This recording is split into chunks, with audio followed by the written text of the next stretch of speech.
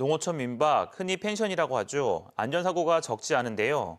정부가 안전 컨설팅을 하라고 보조금을 지원했는데 이게 사진 몇 장 찍고 5분 만에 끝났다는 민박집 주인들의 증언이 나왔습니다.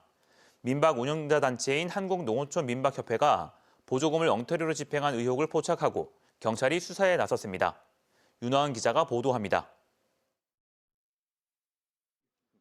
지난 2018년 12월 강릉 펜션에서 발생한 일산화탄소 중독 사고. 어긋난 보일러 배관에서 가스가 누출된 것이 원인이었습니다. 갓 수능을 마친 10대 3명이 숨지고 7명이 병원으로 옮겨져 치료를 받았습니다. 이후 농어촌 민박에 대한 대대적인 안전점검과 사고 방지 대책이 필요하다는 지적이 쏟아졌습니다. 주무당국인 농림축산식품부와 농어촌공사는 안전사고 예방과 서비스 품질 개선을 위해 컨설팅 사업을 시작했습니다. 민박 운영자가 6만 원만 부담하면 30만 원 상당의 안전진단과 서비스 개선 컨설팅을 해주는 겁니다. 연락망이 잘 구축돼 있는 한국농어촌 민박협회를 통해 참여자를 모집했습니다. 문제가 된 건 지난 2021년. 민박협회가 선정한 컨설팅 업체가 농어촌 민박 6천 곳을 돌며 컨설팅을 진행했는데 제대로 이루어지지 않았습니다.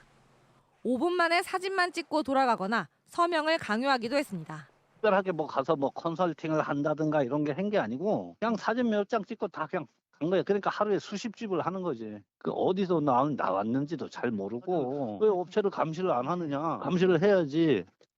의아하게 여긴 지역 대표들이 본부에 문의하자 회장단은 컨설팅 업체와 짜고 3억 6천만 원의 자부담금을 내지 않고 보조금 14억 4천만 원으로 사업을 진행하기로 얘기를 끝냈다는 황당한 답변을 내놨습니다. 자부담 신청을 한 것처럼 서류를 꾸몄다는 겁니다.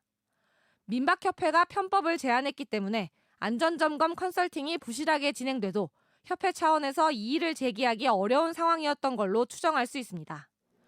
이런 의혹은 내부 고발로 세상에 알려졌고 경찰 수사도 진행 중입니다. 농식품부에다가 관리 감독을 철저히 해서 요거 좀 시정을 해달라고 몇 차례 요구했으나 그거는 전부 다 거절을 당했습니다. 모든 물증을 잡아가지고 주위한테 제시를 해라. 근데 물증을 저희가 잡을 수 있는 수사기관도 아니고 그런데 어떻게 그걸 저희가 가서. 강원경찰청 반부패 경제범죄수사대는 지난해 말 춘천에 있는 한국농어촌 민박협회 사무실을 압수수색하고 계좌 추적도 진행했습니다. 또 해당 컨설팅 사업 외에도 여러 건의 보조금 유용, 횡령 등의 혐의를 확인한 것으로 확인됐습니다. MBC 뉴스 윤하은입니다.